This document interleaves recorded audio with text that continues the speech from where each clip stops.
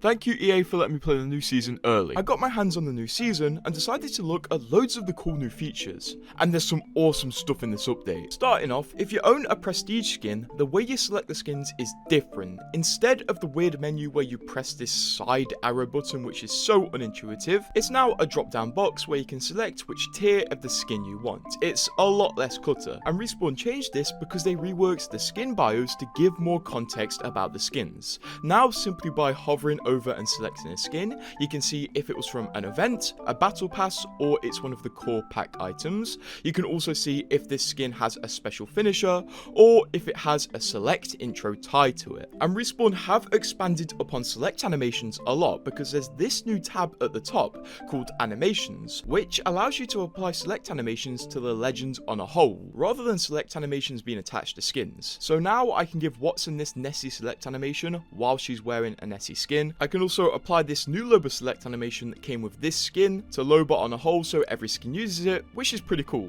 Some select animations can't be used on every skin, like the Voidwalker select animations can only be used on Voidwalker, and the Bangalore Pilot select animations can only be used on that skin. But this is a pretty cool feature that Respawn have added. This makes skins a lot more worth it. And also, we have a button that can sort your skins between their rarity, their position in the alphabet, if you own them or not, which is pretty cool as well. Additionally, in this update, Pathfinder's getting an heirloom recolor, but it comes with some cool features. First of all, if you equip his heirloom recolor and then equip his original heirloom banner pose, the recolor will show in the banner pose, which is pretty cool, and you can kind of flex having two heirlooms by doing this. Also, Pathfinder's heirloom comes with an heirloom finisher, which I used in game, and honestly, it's pretty cool. It's really well animated. Like, the animators lately have been doing really well on Apex. As well as this, Arenas is coming this season, and you are able to launch Arenas from a private match. So, you and your friends will be able to launch your own Arenas game together and have a bit of fun, which is great. I'm glad Respawn allowed us to launch this in a private match.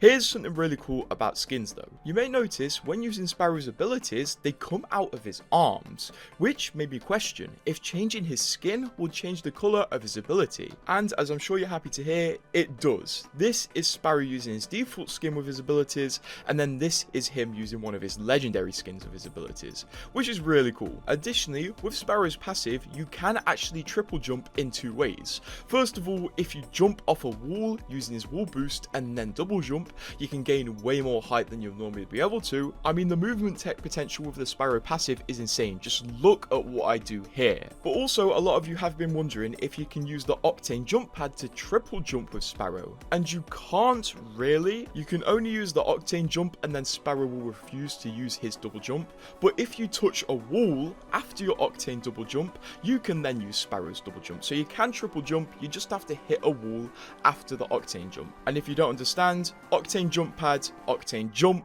hit a wall, Sparrow double jump. That is the only way to triple jump off an Octane jump pad. Staying on Sparrow, he has an exclusive bow check pickup animation that other legends don't have, where he spins the bow around and also randomly says a voice line.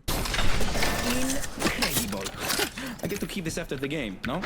For his abilities, the sting arrows actually can't be attached to enemy legends, so if you hit an enemy with the sting arrow, it won't stick to them, but it still does enough damage to make it worth firing. As well as this, his dart can hit enemies and damage them and kill them, but it will not stick to them. It will immediately drop to the floor after that. So neither of his abilities stick in legends, which was a very big question from a lot of people. Staying on arrows, the explosive arrows actually have a beep sound they put off before they explode. And also, you can only shoot explosive arrows when the explosive bow is charged and you shoot the bow at full power. If you do a low power shot, it will just shoot a normal arrow, and then if you shoot a full power shot, it will shoot an explosive arrow. Also, whenever you charge a bow, it's on fire, which is such a cool visual. And the magazine of the bow is on fire, and you can actually pick the magazine up in the inspect animation, making for a really cool variant of the inspect animation. Additionally, the new gold sniper stock, which has insane perks, I mean, just look at this. This thing is so worth picking up, can fit on the bow. So if you see a gold build stock, I would recommend putting it on the bow. One even crazier thing I discovered this season though, is that it seems some of the voice actors have come in and recorded new voice lines for the first time in nearly a year in Apex, because for the whole of the last season, Legends weren't able to ping Arsenals because of the ongoing voice actor strike. They simply had no voice lines for the Arsenals, but with the new update, well, this is music to my ears. Light Arsenal here for all your light gun needs. Light Arsenal here. Hopefully this means Apex lore is going to start slowly revving back up now voice actors are coming back to the game, or at least it seems that way right now. Back onto Sparrow though, I want to show you his banner poses because they're actually really cool. Most of them are simple until you get onto this one where he's playing with his cat, and the cool thing about this one is the end frame of the banner pose actually has his cat jumping up in the air, and you can't really see Sparrow, especially if you have an obstructive banner frame. So to enemies, it will look like they just got killed by Sparrow's cat. I think this is really cool, and I hope Respawn do this more. Like, we don't need to see a legend on their banner pose, maybe let them put their pet in it. I think with Sparrow, honestly, this is a must buy. Also, at some point this season, Sparrow is going to get tracker art that you're going to be able to pick up, as I was able to equip it in this build. Staying on his cat, he also has a cat emote where the cat turns into a sausage. Absolutely amazing stuff. Honestly, everything is branded around Sparrow this season. It's pretty crazy. In case you didn't notice earlier, the Pathfinder heirloom recolor is branded around Sparrow's Belva brand, but as well as that, the whole lobby of the game is branded around Sparrow's Belva brand. I mean, just look at it, it's beautiful. And even if you go onto the battle pass and look at the background of the battle pass, it's still Belva, and you can't escape because every single skin in the battle pass is made by the Belva brand. I like how just insane and everywhere the Belva brand is. It's kind of funny.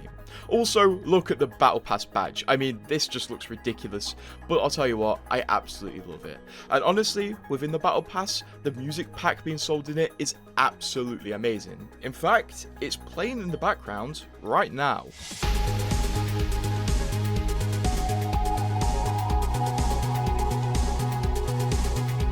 And here's something pretty interesting that I had to test. When Sparrow was announced, Respawn released his lore and said he was part of a bounty hunting syndicate. And it turns out this was the logo of the bounty hunting syndicate, which made a lot of people realize the Serpent Sting heirloom was a giant reference to Sparrow way before he released, because on the Serpent Sting heirloom, it has this logo, which is present on Sparrow's shoulder, and it also has an animation where it flicks through bounties. So this sword is literally kind of Sparrow's own heirloom that came out before he released.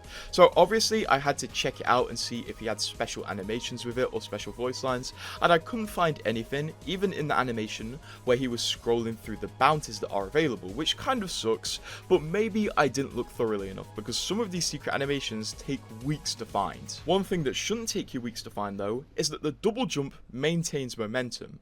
So this is very important. If you do a double jump in Apex Season 25, it will maintain the speed you're at, allowing for some really cool fast-paced movement, but also allowing for some slow-paced movement if you double jump while you're walking. Another cool thing about his tactical ability, it doesn't track in the traditional way of highlighting enemies through walls, but instead it puts a trail behind enemies who are moving that you can see through walls as well. As you can see in this moment, I have 3 marked enemies, and you can actually see their blue trail through the walls, which is pretty cool. It might take a minute to get used to, so that's why I'm telling you right now, keep an eye out for the blue trails, and also if a Sparrow has scanned you, stay still and he won't be able to see you through walls. Here's a cool bit of lore I found while digging around Season 25 though. If we look at this load screen and then the description in it, it actually tells a story of how Sparrow's cat was a stray cat that he adopted, and he originally thought his cat was a boy and he called it Romeo, until it got injured, he took it to get help, and then he found out it was a girl, so he renamed the cat to Artemis. Very cute stuff, although one important thing I'm going to tell you for next season, if you pick up the bow and kill an enemy with the arrows, always walk up to their death box, because all of the arrows you hit the enemy with will be stacked on top of their death box, and considering arrows don't spawn on the floor as ammo, it's very important to pick up the arrows that you've shot and dropped. Anyway, I hope you guys are now prepared a bit more for Season 25, it's going to be a lot of fun. Anyway, subscribe.